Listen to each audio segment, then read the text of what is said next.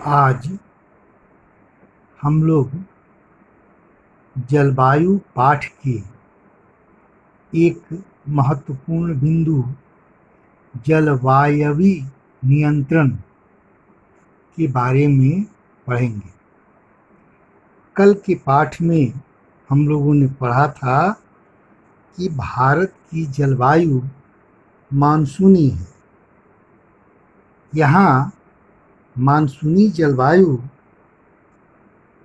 में सामान्य प्रतिरूप में लगभग एकरूपता होते हुए भी देश की जलवायु अवस्था में स्पष्ट प्रादेशिक भिन्नताएं पाई जाती हैं।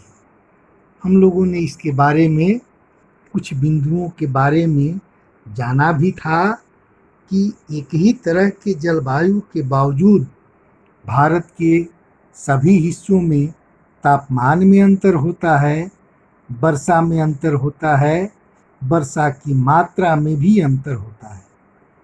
जैसे भारत में अधिकतर भागों में जून से सितंबर तक वर्षा होती है, लेकिन कुछ क्षेत्र ऐसे हैं जैसे तमिलनाडु के तट पर अधिकतर वर्षा अक्टूबर एवं नवंबर में होती है। सामान्य रूप से तटीय क्षेत्रों के तापमान में अंतर कम होता है और देश के आंतरिक भाग में तापमान अधिक पाया जाता है। उत्तरी मैदान में वर्षा की मात्रा सामान्यतः पूर्व से पश्चिम की ओर घटती जाती है। ये विभिन्नताएं लोगों के जीवन में विविधता लाती है। इन सब बातों का हम लोगों ने अध्ययन इसके पहले वाले भाग में कर लिया है। आज हम लोग यह जानने का प्रयास करेंगे कि इस जलवायु को नियंत्रित करने वाले कौन कौन से प्रमुख कारक हैं। भैया एवं बहन, जलवायु को नियंत्रित करने वाले 6 प्रमुख कारक हैं: अक्षांश, तुंगता या ऊंचाई, वायु दाब एवं पवन तंत्र, समुद्र से दूरी, महासागरीय धाराएं तथा उच्चावच लक्षण। सूर्य से प्राप्त होने वाली ऊष्मा की मात्रा पृथ्वी के अलग अलग अक्षांशों पर समान नहीं होती। इसका कारण यह है कि हमारी पृथ्वी का आकार गोलाकार है। इसी कारण विषुवत वृत्त से ध्रुवों की ओर यहाँ सूर्य के किरणों की लंबाई बढ़ती जाती है।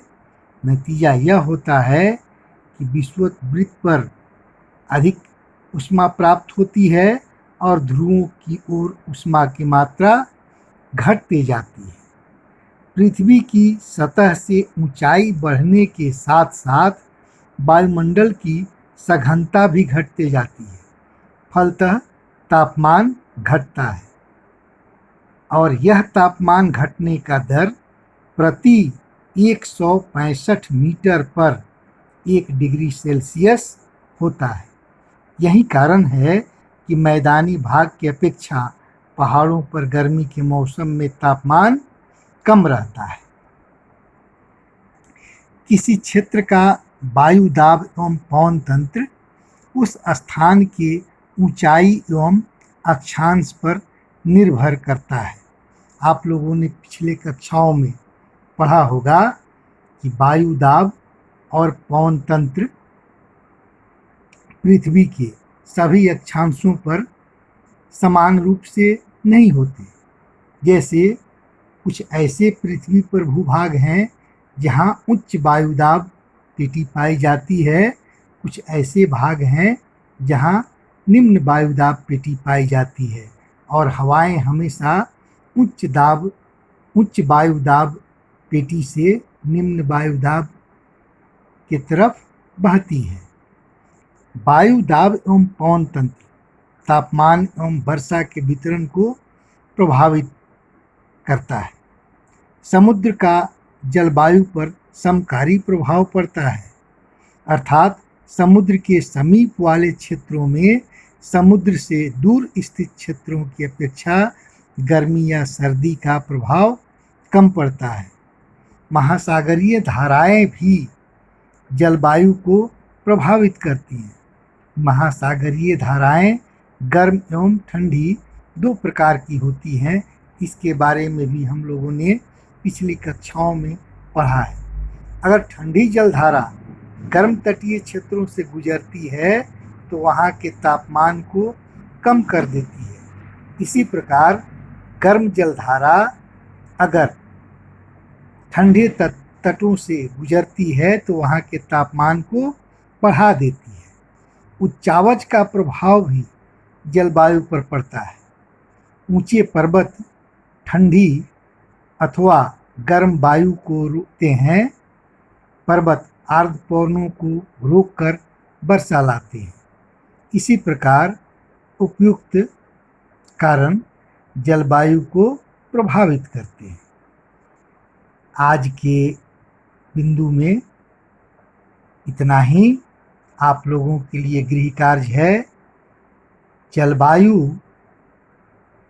को नियंत्रित करने वाले कारकों का वर्णन करें। जलवायु को नियंत्रित करने वाले कारकों का वर्णन करें। धन्यवाद।